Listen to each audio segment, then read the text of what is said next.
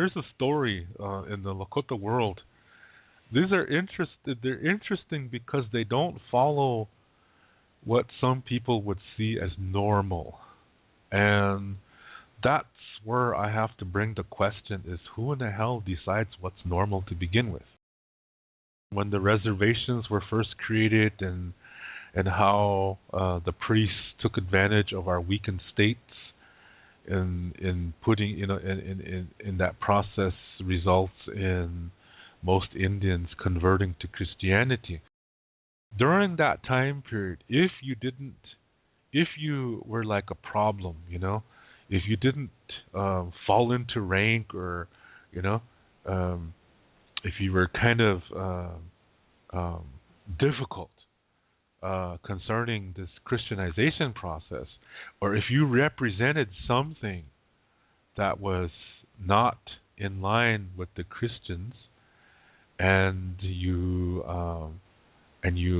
openly rebelled against it, America created this mental asylum and located in Canton, South Dakota, and this was for any Indian who did not go with the program, basically. And they sent you there to die. Meaning, once you're committed there, you're not coming out. You're there for the rest of your life. And those conditions were just as bad as mental asylums all over the world. In those days, they were horrible places, and sometimes there were rooms where there's no bathroom, and they never cleaned it. Things like that. So a lot of medicine men and women, holy men and women, were sent there. Anybody who tried to do anything to the churches were sent there. This way, this is like say you have a flock of sheep and there's a troublemaker in there, so you get that troublemaker out of there and do away with it. That's what they did on the reservations, huh? And so there's in the Lakota way, there is a difference between a medicine man and a medicine person and a holy person. There is a difference. In the Lakota way, see, every tribe is different, okay? So I'm only talking about the Lakota way. And in our way, a medicine person is a person who works with herbs and plants, and they know how to prepare them, and they know the songs that go with that preparation, as well as the administration of that medicine to the patient. That's all they do. Okay? A holy person has no power whatsoever. None of them have power. Okay? Medicine people don't have power either. They are how do you say this? The holy people are like tools. They're like instruments that forces in nature use to doctor other people. So a holy person is a servant. In the Lakota and the whole native world, when a person is a medicine person or a holy person, they are seen as servants. Okay, in Western dualistic thinking people, they see it the opposite. Yeah, they see a medicine person as somebody way up there, and they use terms like shaman and things like this, as if they are better, as if more enlightenment means you are better. See, that's linear thinking. That the more you learn, the better you are. It's only going in one direction. That's linear. Life is not like that. Yeah, so that's already showing a dualistic way of thinking there. So that's why a lot of non-Indians, they pay for these courses they want to be shamans and have these all these paper diplomas on their walls saying they're a master of this and a master of that, and see, even to use that term master, that's elevating them above others. And as soon as you start doing that, you're dualistic. Yeah, you and even if you don't say it yourself, you want others to think that. That's still dualism. Yeah, that's a form of oppression. That's not the Lakota way. In the Lakota perspective, when you are a holy person or a medicine person, you're no longer you're a servant. You're below the society. You're there to serve the people. You're not getting paid. Yeah, you will be taken care of, but you're not getting paid, and you are there to serve. Yeah, so you have no authority to boss people around. You have no authority to tell people what to do. You just give advice. You're like a counselor. See, that's the way of, you have to look at it. When you're looking at any culture, you have to look at that culture through their perspective, not yours. And most people make that mistake. They use their own perspective when they look at something. That's ethnocentric. So you have all these people, especially non-Indians, that they have this preconceived fantasy about that shamans are highly regarded and that they are esteemed above the rest of society, and they want to be that. This shows what your desires are also a reflection of what you are, of how you are. Yeah, that's a communication, and your communication is a reflection of the kind of person that you are. So if you're seeking, to be seen as someone really holy and really sacred and above others, this is showing low self-esteem, inferiority complex, emotional insecurity. That's duality. That all comes from duality. Low self-esteem. Yeah, this is all duality. And so they want an Indian name. They all want drums. They all want to dress some kind of Indian way, and they say aho at the end of every sentence and burn sage at the drop of a dog hair. This is really overdoing it, and they're always serious. This is low self-esteem. This is not the way holy people are. And like I said, holy people are not seen as above at all. In the native world, they're not worshipped. They're servants. They have no power. Yeah, they are chosen by nature, and they're merely tools. They're a pliers. They're a screwdriver. They're a water hose. And it's nature that's doing the cure, not the holy person. So real holy people, you don't know their names. They don't write books. They don't do seminars. They do not present shaman courses. Yeah, because they're humble. They don't want to be known. They don't want to be placed above other people because they're humble. They have compassion. Those that call themselves shamans, and they sell books and teach courses and how to be a shaman and give you an Indian name and a feather and all these kind of things. These people, these are con men and women. They know that there's a lot of people in this world have low self-esteem, and so they go after them like leeches. They go after them and say, "I can make you a shaman. You just have to pay me $1,000 a month, and I will make you a shaman. I will teach you the secrets of the universe. I will give you what you need." See, they don't want you to go inside of yourself. The whole key is living in a healthy way and communicating in a healthy way. And you do that by getting to know yourself. That's going inside of yourself. That's where the key is. It's not in the shaman course. It's not about becoming a master of anything. that's just that's addiction.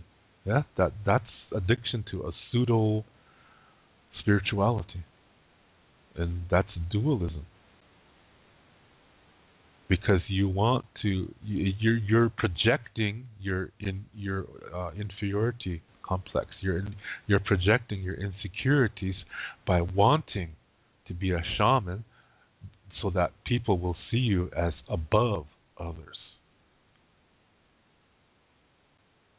That's not our way, because that's not humility. So you see a lot of that. Now, I met one of these guys over here that teaches that. He says he's a Mandan Indian. He's not. He's a German. And he when he talks about things from America and Canada, I know he's lying, because I know these places that he says he's been to. And I know 100% he's lying, because I know the same places. And a lot of the stories he tells are it's like fantasy. And people here with low self-esteem, they hear these stories and they want that. Yeah? And they say, wow, here's 100 euro, tell me more. Yeah? And it's he knows that he's lying. But he knows these people want to hear this, and he decides, hey, this is a way to make money. He's a fake. And people here, they want to be that. They take all these courses and everybody wants to be a shaman. Everybody wants to do a sweat lodge. Everybody, this is there's protocols to all these things, but they don't want to learn that. They have their own preconceived ideas of how to of doing things. And this is selfishness. It's disrespectful to the people from which these ceremonies originally come from. So again, holy people and medicine people, they're two different things. And they are not seen as above others. Now, there are Lakota medicine men who do try, that, like I said, they're fake. They live on the reservation. Yeah? And they want you to see them as above. See, they have this dualistic thinking. How come they're like this? Because of what I said earlier. How we became dualistic on the reservation. So it's really rare to find a real holy person on the reservation, and usually when you do, it's somebody that doesn't advertise themselves or anything. Yeah, and this is the difference. Yeah, so and the rule goes that holy people, if they want to, they can also be medicine people, but not the other way around, because it's nature that chooses the holy people, not humans. Yeah. So there's a guy from Pine Ridge that came to Switzerland. What was his name again? Starts with the A. His first name. Shoot. Or it's his last name that starts with the A.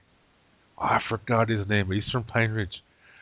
And it came to Switzerland, and he told some guys that he could make them medicine men. And they had to give him a certain amount of money. And, meanwhile, back on Pine Ridge, the people on Pine Ridge, they see him as a real person, as a real medicine man, because on Pine Ridge, to the people there, allegedly, he does things the way you do it. But as soon as you get him off the reservation, suddenly he turns. He's the other way. Now he wants to make money. He's thinking, shit, white people will pay for anything. I'm going to make some money here. Yeah? And he gets back on a reservation and he acts like a real one. It's really tricky. Yeah? I know this because there's somebody I know that this guy approached him and said, hey, you want to be a medicine man? I can make you a medicine man. I mean, holy man, he said. I can make you a holy man. You just have to pay me, what was it, 5,000 Swiss francs, which is something like about, 3,000 American dollars or something like that. And part of that process included a sweat lodge ceremony and but then he goes back to Pine Ridge and acts like he's a real guy. It's really tricky. Yeah, he's really a tricky guy. He acts all okay among Indian people, but as soon as he gets off the res, he's one of these tricksters. He's one of these. What's the term for that? Shoot, I'm really forgetting my English here. But he's not the real thing, because a real one never leaves his people. Yeah, never, because he's called to serve his people, 24/7, no vacation. Yeah, so a real one would never be here in Europe. That's what I'm saying. And they must know how to speak Lakota. That's really, really important. The language has certain tones that are necessary for this ceremony to have power. Yeah? And if you do it in English, it has different tones. So it's not effective. That's the reason why. Okay, anyway, that's the difference between holy person and medicine person. Today, most Lakota people don't know this, what I'm saying to you. So they say medicine man for everything. And that opens the door for a fake to do his work, because now he can pretend he's talking to spirits. He can pretend all kinds of things. And how are you going to know? So a lot of them are fake, and they're taking advantage of their own people because of this dualization process that happened on the reservation. A lot of Indians think that we must get the cure out there when actually the cure is inside of you. So today, a lot of these fake medicine men are not that much different from the priests that came to the reservations in the 1800s. They want you to stay away from yourself. A real holy person is going to, when you go to one, a real one is going. They will doctor you, but they're also going to tell you what to do to maintain it. A fake will not do that because he wants you to come back. He wants you to give him money. He wants you to be a repeat customer. A holy person doesn't want to see you again. He wants you to maintain your healthy lifestyle and to see you seldomly in a ceremony. See, the thinking, the perspective, you have to know that perspective. So this is that's the difference between holy person and medicine people. Okay. Anyway, a lot of I started to say that there's stories that happen, and see what I just told you. This difference here. See, this is something that the churches back in the early 1900s they don't want us to know these things, because remember they said it conflicts with the Bible, so that means it comes from the devil.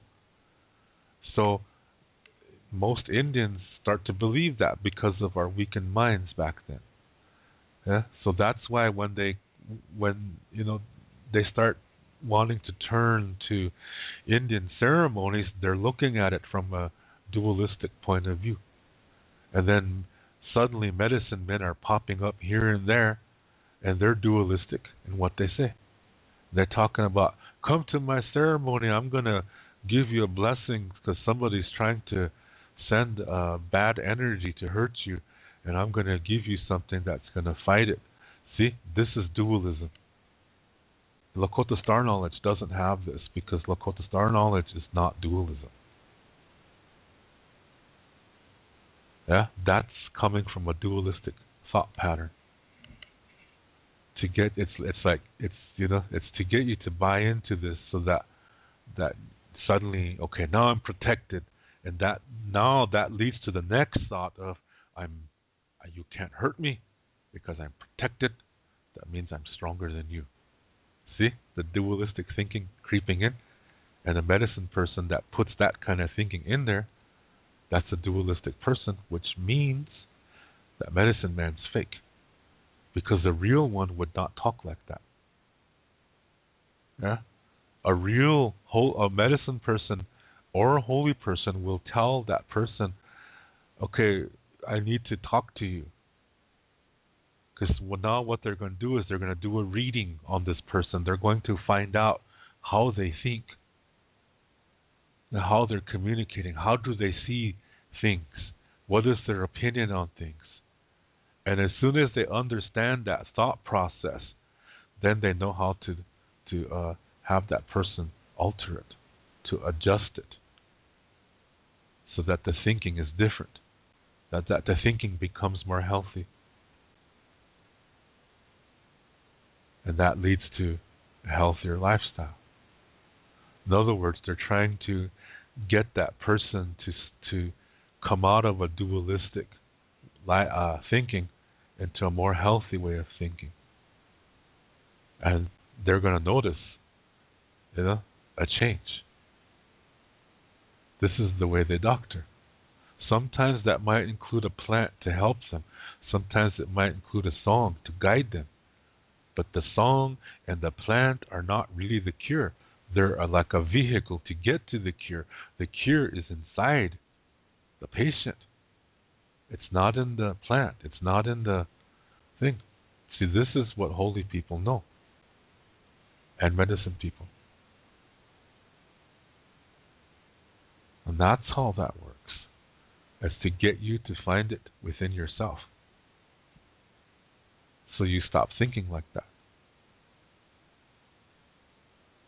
And if people, want to continue thinking like that, that you understand this wawokia, that this is what people send out returns to them 4 times as strong. If people really believe that, you wouldn't need a lucky charm or a blessing to protect you, to put a force field around you. If you understood what wawokia means, you wouldn't be talking like that. Yeah. See, this kind of knowledge the priests were saying is evil. It's from the devil. So they don't want you to know that. They want you to think in a dualistic way, to keep you away from yourself. So that process to accomplish that and maintain that includes keeping that knowledge away from you. And that knowledge, like I said, can include stories. Yeah, it can include ceremonies. It can include songs, ideas. They wanted to keep that away from us, so we wouldn't, so that we would continue to be their sheep, so to speak. So when you learn Lakota star knowledge and you learn something like Angchechila and how they're described, yeah, one has scales. It's really tall. It's really big. One lives in the water. One is a giant snake. One is, and you hear things like that, most Indians are like, that can't be true. Yeah, because of that process that happened on the reservation. Yeah, or these Unkchechila that live in the ground, and they only come up on the earth like every so many years. They move really slow, And what they do is they have yellow eyes, and when you look, if you were to look them in the eye, they hypnotize you somehow, so you can't move, and they slowly creep towards you, and then eat you. Yeah, while you're still there. Yeah, so because that's how they do that. Then they go back underground for however long before they come up to eat again. See, there's stories like that. It's really interesting. And that doesn't fit with this image of Indians riding on the prairie, living in teepees and sitting around a campfire, smoking a pipe and hitting a tom-tom and saying hey ah hey and aho at the end of every sentence and burning sage every other 5 minutes, and it doesn't fit because that's preconceived notions. See that when somebody thinks that these things don't fit, that means they have preconceived notions, and that is coming from a dualistic thinking too. It can't be that way. That doesn't sound Lakota. Yeah, and that's based on their limited knowledge of what was allowed by the priests back in the early 1900s. But the stories do talk about those things. Yeah, there's these beings that live in the ozone.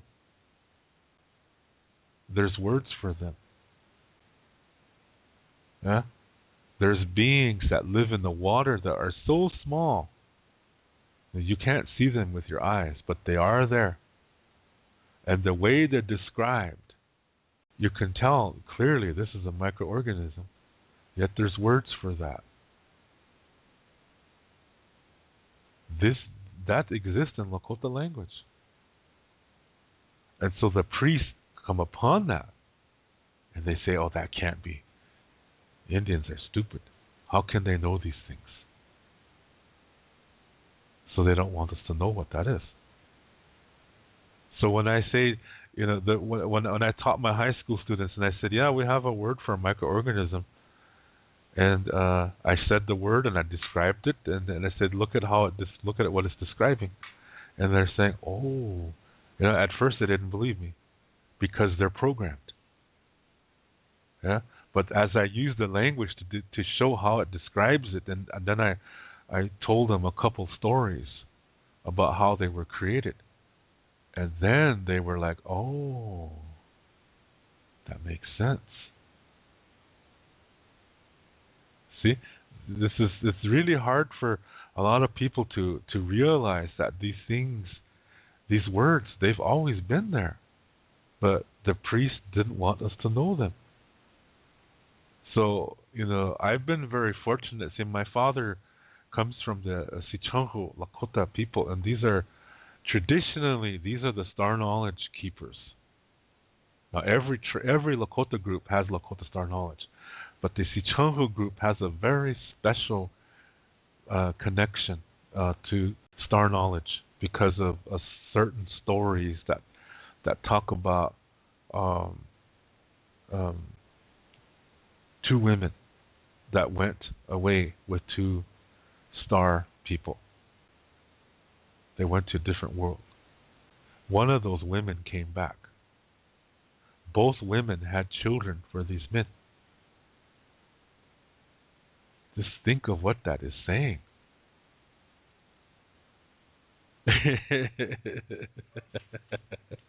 And these women were from the Sicangu group.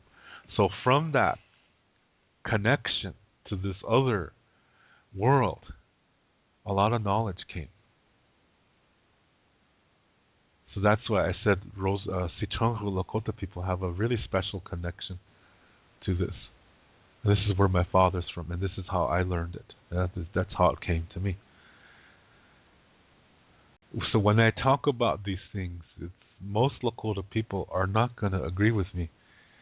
Again, it's because of that experience, that Christianizing experience that happened in the early 1900s.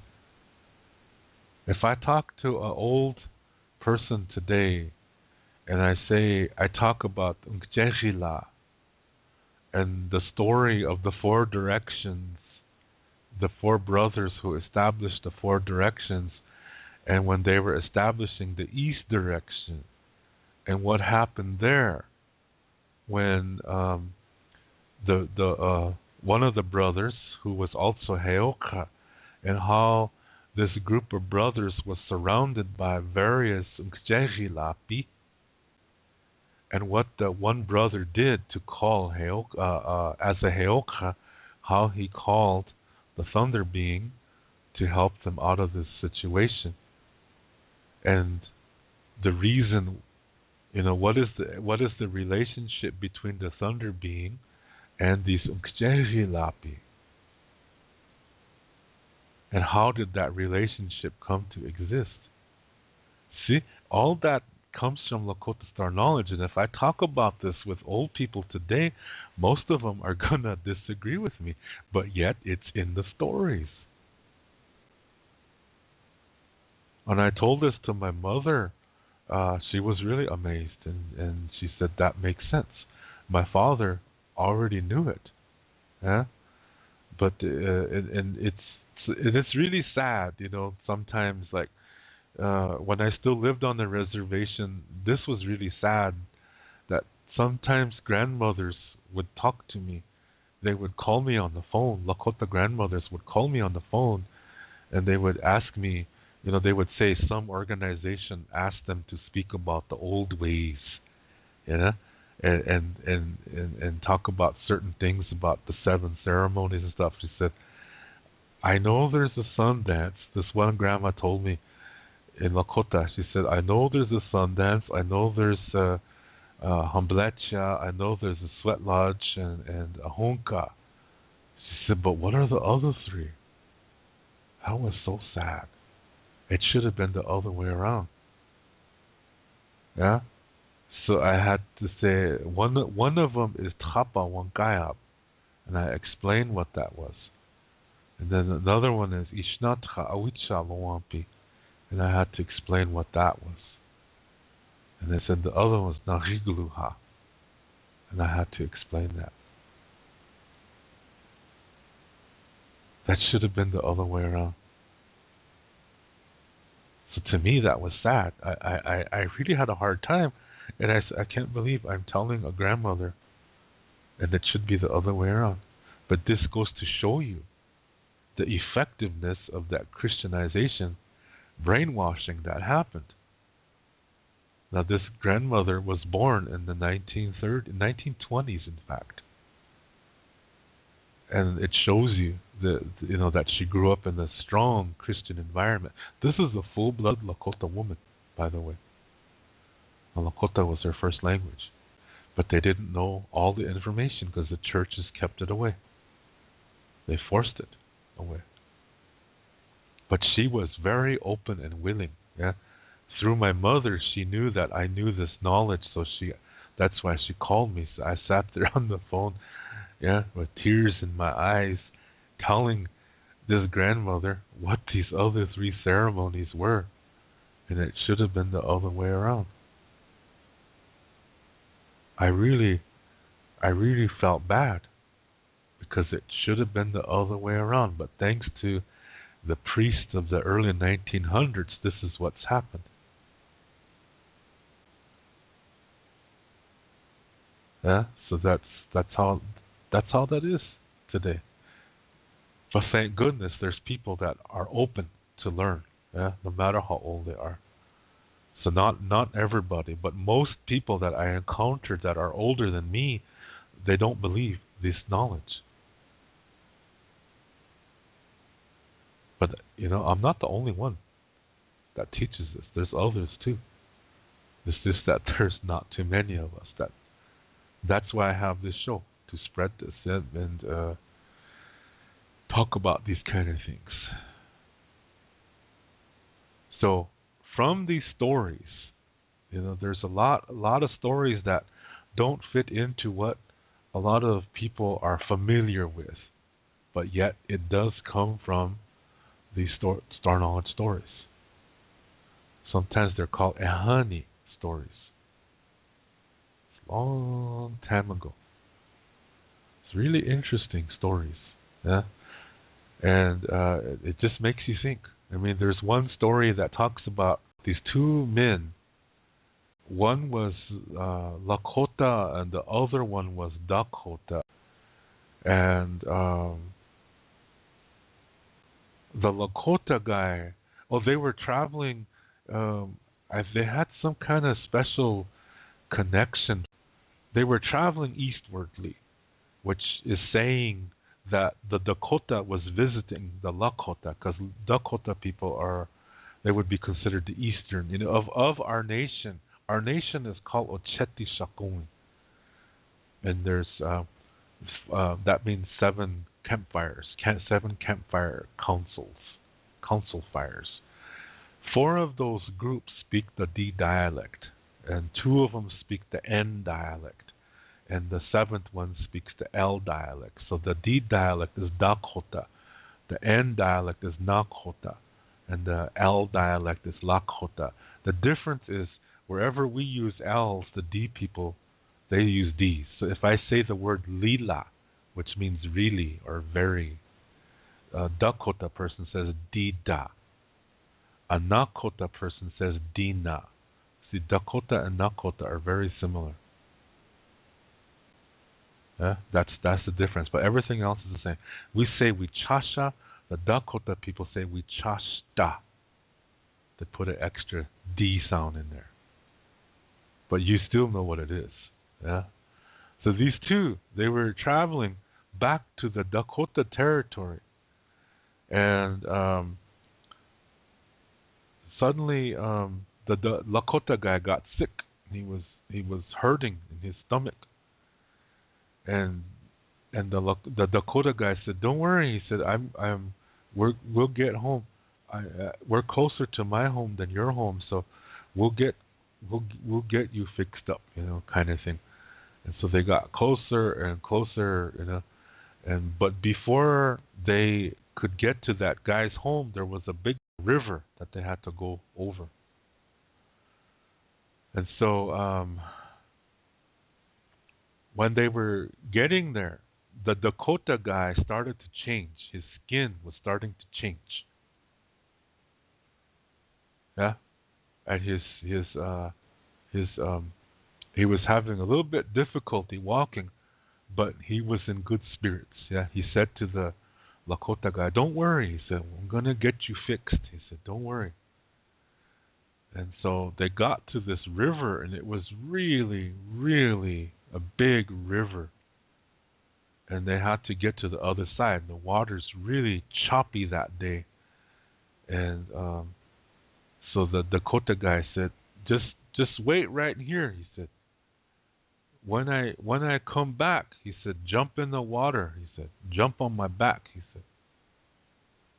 So that Dakota guy, he was barely moving, but he could still walk. Yeah. So the Dakota guy jumped into the water. And he was gone. And here, something came back to the surface, and here it was a really big fish. And this fish was motioning. Yeah, you could see its back.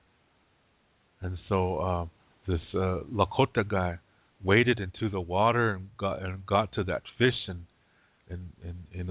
found a way to hold on to that guy's back, and that fish proceeded to swim to the other side. Got to the other side, and there was people waiting over there. And so they took this Lakota guy, and they doctored him up, and they were able to get him back to healthy again. So that Lakota guy said, "Where's that guy at?" And he said, "I was traveling with the guy, and the next thing I saw this big fish, and I just jumped on it, and it brought me over here." And so those Dakota people said, that guy is from the fish people. He said, "There's some fish that live way at the bottom of this river, they're like giant fish. That's where he's from. And they said he knew you needed help, so that's why he brought you over here. So evidently that medicine that he needed only was in that area. That's why this guy had to go to Lakota territory. Yeah, and appear as one of the relatives. So it was the fish man. Yeah, that's a really interesting story because you know what? Those fish really are there. And this is something a lot of archaeologists are trying to cover up. Yeah, this is the Missouri River, and under there, way in it gets really deep. Yeah, and way down there, there's pictures. The people have taken pictures of it. These fish are bigger than humans. They're catfish. It's like a giant catfish. Most people, if you know what catfish are, you know they're just like about maybe half a meter, yeah, foot and a half, or maybe bigger than that. Maybe you can catch one that's a meter long or something like that. But these things are huge, that are deep, that live really deep under there. Yeah, and how did we know they were there? Because to go down there is so deep it's impossible to swim down there. Yeah, to just swim down there, it's impossible to hold your breath to get that far to see them. But how did we know they were there? This story is telling you what happens. Yeah, what is possible. It's telling you. Do you understand what I'm saying? Because I'm not going to say it out loud. If you're my student or you have participated in my teachings in person, you know what I'm talking about. Yeah, but I'm not going to say anything more other than that. But it's saying something here. Now, when I tell that story to people that just know a limited amount of information, see, they don't want to think that they know a limited amount, so they say they know everything. And yet when they hear this story, it's hard for them to comprehend because they're closed-minded. And where does closed-minded thinking, what does that develop from? Duality. Yeah? See, that's what I'm talking about. These stories that if you're a dualistic thinker, you have preconceived notions. Even if you're Lakota, you have preconceived notions of what is a Lakota story and what should it include. You have these preconceived notions which are very limiting. But if you really open yourself up and you don't see things as good versus evil, but you're willing to listen to something because you've done this to yourself. You took the time to check yourself out. Yeah? So when you're confronted with information or when you're presented with information that you've never heard of before, you take the time to listen. And then you make your own decision whether you want to believe it or not. Yeah? That's what healthy people do. And duality is very strong on the reservation, and this is the reason why most Lakota people will not believe the story that I just told you. But it's in there. It's in the collection. Yeah. There's another one with that's really interesting too, of a Lakota, a guy who can speak Lakota, that comes to this Lakota group. And he appears like he has a hunchback, yeah, and he has a little bit difficulty in walking, yeah. But he looks like an Indian guy. He can speak Lakota, but he doesn't look like a Lakota, because when you're Indian, you can tell, yeah, you can tell. Like I can look at a group of Indians and I can tell you. You know, which one most likely comes from the southwest, which one mostly comes from the northwest and the southeast, from the south to the, they have facial characteristics. You can tell we're not all the same. Yeah, and also height too. There's some Indians they're really small. They're really short. You can just juggle them around. I was just kidding. They're not that small, but they are short. Anyway, you can tell, yeah. So this guy didn't really look Lakota, but yet he could speak and understand Lakota. And so he came, and in the Lakota way, when somebody comes, you enter a camp, there's a certain way to do that. It's a protocol that indicates you're an ally. And he did that. And so people took him in, they fed him, and they put up a temporary teepee where he could sleep too. So he stayed with the people for a few days. And then suddenly, one morning, a mother was running around really frantic, and people asked her what's wrong. They said her daughter's missing. I mean, her girl was just like 3 years old or so, and they couldn't find her anywhere. So they thought maybe she wandered off and some wolves got her. But then, they never found bones or anything. Then the next morning, again, same thing happened. This proceeded to happen for about 8 days or so. And, so we had 8 little girls missing. And nobody knew. Nobody knew what happened.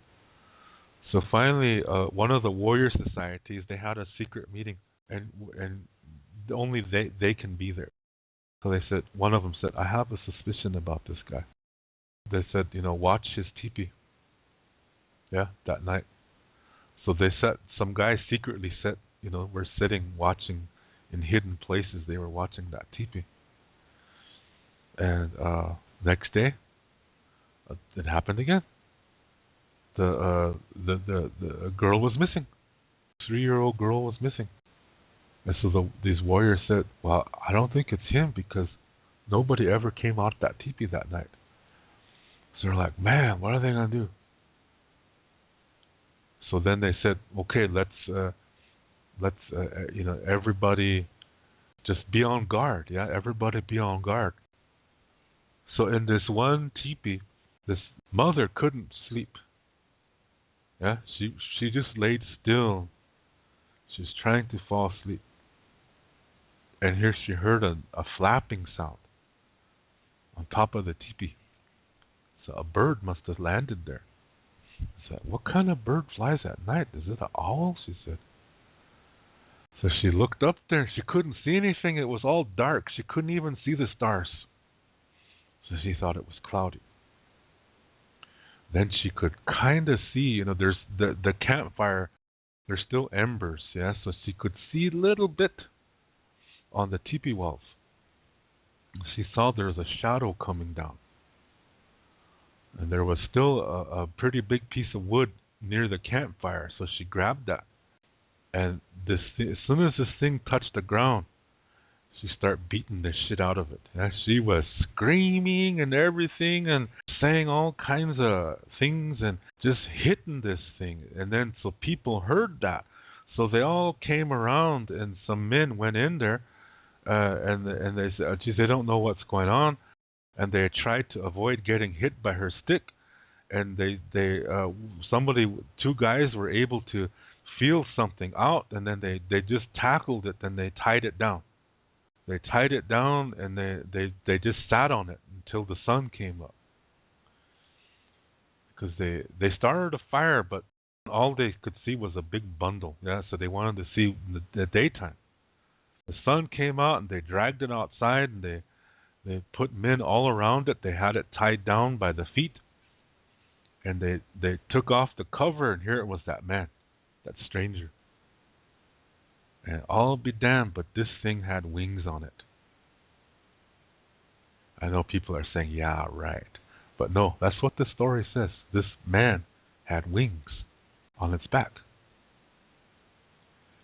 And so they asked him, they said, what's the deal? Yeah, what where are you from? So are you eating the girls? And he didn't say anything. So they figured that yeah, he must be the one that's because he came down this teepee. He flew up there. That's how come they didn't see anybody come out of the teepee because he went through the top. Yeah. So then they got the information out of him. He said because he said he comes from south. So they said, okay, we're gonna send some men down there. So they went down there. But before they left, though, they got this man from the south, and they cut him up into little pieces, and then they took him and they went south and south and south and south, and finally they found they would come into different tribal territories, but they came in peace. They didn't come to battle, so they let them in, and they used sign language to communicate with each other. And they said, "We have something here. There's this something happened to our daughters, and this thing ate it, and we want to know where they're from." And so these tribes were like, "Yeah, we heard about that too." So then they would say, from their stories, that it's further south. So they kept going for I don't know how many days. And here they found a group. They lived in the caves on the hillside, a cliffside. So they went down. They went there, and since this guy for some reason could speak Lakota, they just went ahead and spoke Lakota, and they said, we're here, and your friend came to us, and he really did a lot of good things for the people, and he sent us back with these gifts for the people, and so he told us that you like a certain kind of food, so we brought that for you. So they started getting, interested. So they came down. They all had these like a robe or something over their backs. So they all were trying to give the impression that they all have hunchback. Yeah.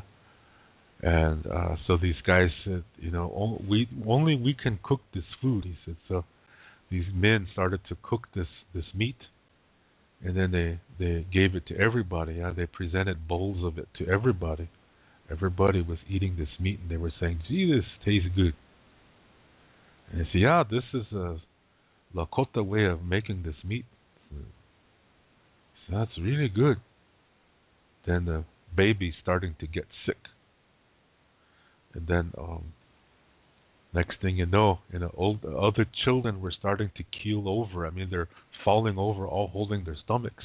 Then the old people are starting to tip over next, and they're starting to bleed, yeah, from their mouths and their eyes, and they're starting to die.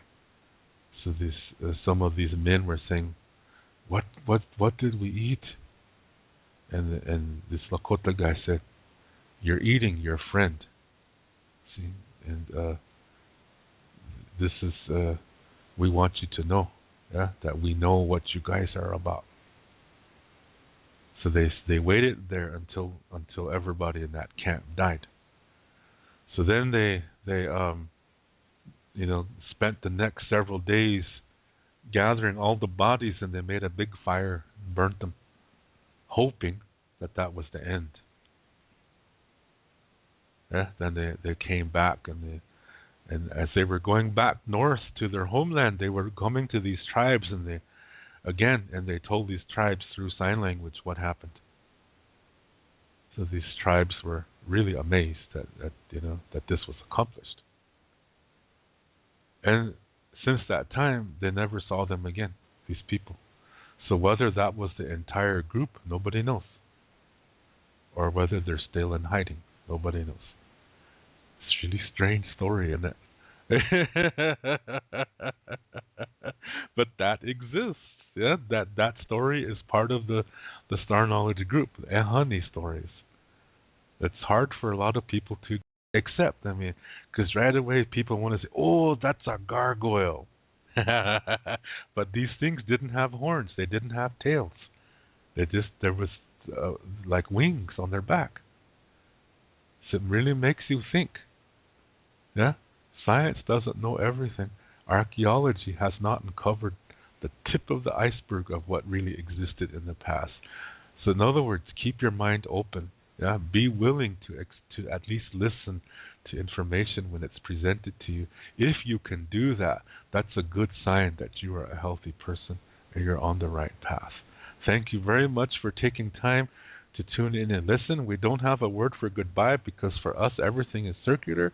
We will come around again. So we say until next time. Wichin Lakota is Doksha Ake.